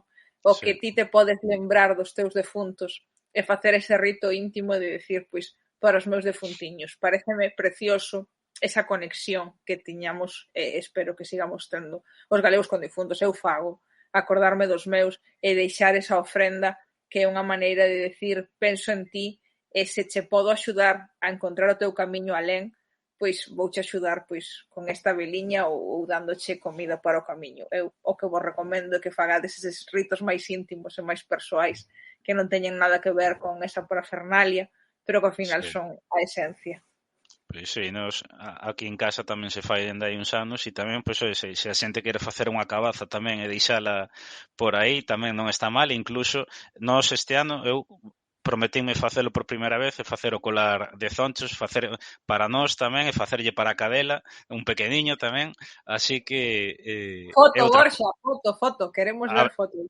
Haberá fotos. Se os dou feito, que eu son un pouco así, bueno, para estas cousas un pouco manazas, pero se o dou feito haberá foto e que ademais é algo guai porque logo, bueno, pois podes comelas, non? Que non... Sí, claro. De feito, cocíanse con anís, que están riquísimos. Con anís, sí.